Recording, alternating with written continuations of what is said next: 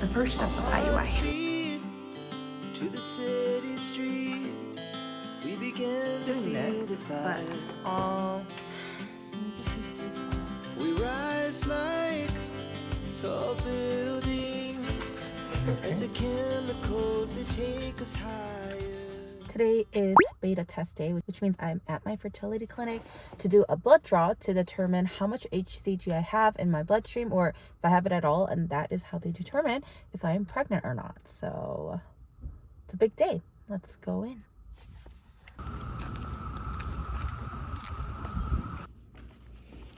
Let's go. And now we wait. Hello? Hi, Andy. I'm David Fertility. Hello, how are you? Hey, how are you? I'm good. Just calling regarding the results from today. I'm sorry, it is negative. Oh, okay.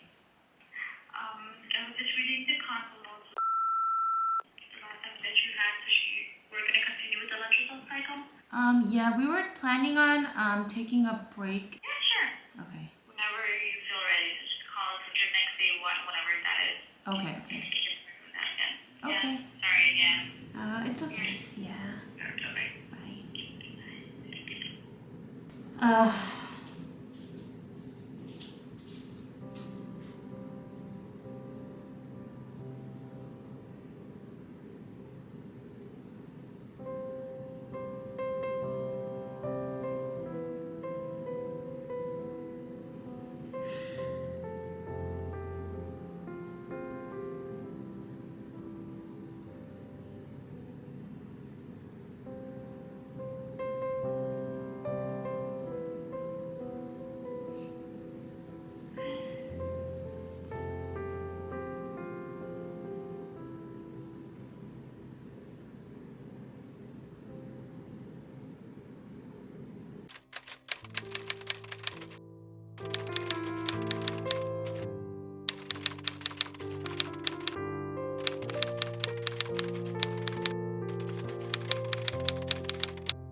Hello guys, so as you guys saw just now, IUI round 1 was not successful. So that was very disappointing. Sorry, I'm getting a text.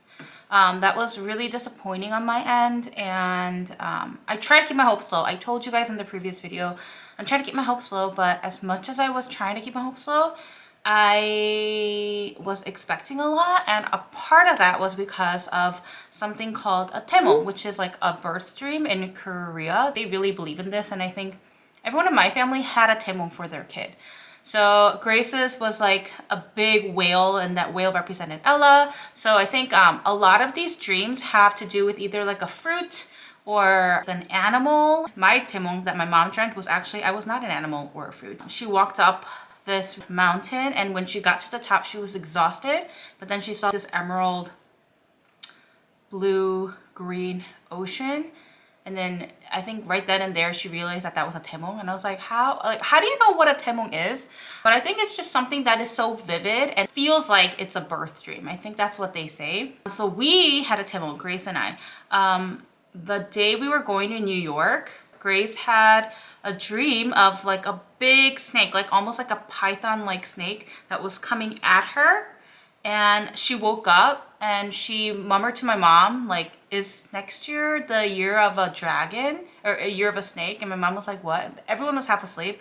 She didn't mention anything to me because she didn't want to keep my hopes up.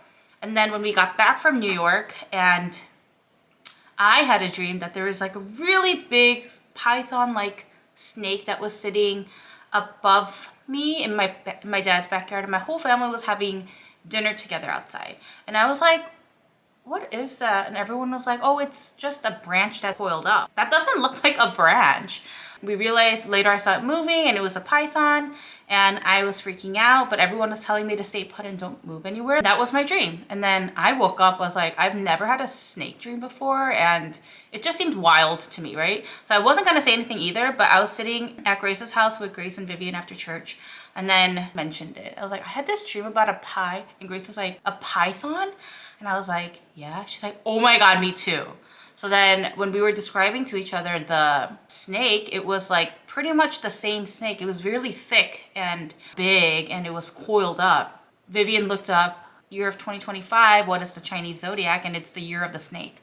So then we were like, oh my God, this is a sign. We were like freaking out. This was the day before I went in to get my beta test, my blood test. So that kind of just like made me more hopeful that I was, but then I wasn't. So yeah, we decided that we want to go on with IUI round 2. I thinking a lot, and like my aunt and Grace and my mom were telling me to take a month off. I was extremely nauseous, and like I just didn't have the greatest symptoms of IUI round 1. If you guys saw my previous video, it wasn't that great of a month. So I think that's why my family thought I should take a break. But then I felt like, knowing myself, if I wait another month to do it, I think I would regret it. Regret that I am not doing anything proactive and I'm just sitting there when I know that naturally, I mean, for 2 years we tried it and we didn't get pregnant. So if I don't try this month, then my chances are a lot lower. And then I also felt like, since I already know what the symptoms are gonna be, that I would be able to handle it better, like mentally. So we are gonna go on with IUI round 2. I did notice though, right before New York, my knee was really hurting. I've been increasing my weights with squats. So I was squatting like, do you know, was it 85 pounds? Maybe he's in the bathroom. I think it was 85 pounds. So I went down and then I felt this burning in my knee. It hurt so bad that I couldn't even really get up right away. I was like, oh, maybe it was just like a weird moment right then and there. So I tried it again and then it was the same thing. So then Shino was kind of like, maybe you should take a break because you also have to go to New York and you're going to be walking tons. And he's like, it's just not gonna be good. So I decided to take a break. But now that I think about it, I asked Chino, hey, can you look up the side effects of Pregno, which is the trigger shot, and see if joint pain is in there? And then he was like, oh, it's not. Can you look it up for letrozole then? When he looked it up, he was like, oh, joint pain is a side effect of it. I feel like the side effect was from that, not really as much of the workout part. This round, for IUI round 2, I decided to just take a break and not do anything too crazy. So the day that I went to do my IUI procedure, right after that night, I went straight to the gym and we did leg day. I was doing too strenuous of a workout, is what I think. Oh, sorry, I'm really hungry. I think I'm just gonna eat right now. Chick-fil-A breakfast. And hopefully now that I know what all of this pertains to, I thought that IUI wouldn't be that bad because that's what people were saying. So I think I underestimated it when it was something that was too much on my body. I like to eat things separately, so don't judge me. I think I would try like a total of 3 IUI cycles. And then I think I want to move on to IVF, maybe with like a month break, possibly. She knows just comfortable doing whatever I want to do. I think I want to move on to IVF ASAP if IUI fails. Some people do like many rounds of IUI, but I also have to think about my budget, which is $25,000 that the insurance covers, and after that we're responsible for everything. So when I think about that, I don't want to do too many rounds of IUI, but I do want to give it 3 tries. We'll see after that. Hopefully it happens before and I don't even have to think about IVF, because I honestly really don't know how I will be able to handle IVF. Yeah, that's where I'm at. I was extremely depressed the day that I got the phone call. 2 days I just needed to process, and I didn't really go out. I just stayed home. I cried it out. Actually, my cousins came over the 2nd day, so I felt better just to not be able to think about it. I think this time I won't have hopes like that. Hopefully I don't have another time to like trigger me into thinking, you know, I'm pregnant. And also a lot of people were asking me, did you want to test before you do the beta test? And I don't want to get a rejection twice. So if I do the pregnancy test and it's negative and then they call me and then they tell me it's negative, like I just feel like I didn't have to hear it twice. I could have just heard it once. So I do not think I will test beforehand. So actually, I'm on letrozole right now for IUI round 2. I got the okay that my hormones are all level. So I am in the midst of letrozole and I am not having any symptoms. That's a good thing. I will continue to update you guys on this whole process. I will have IUI round 2 video coming up.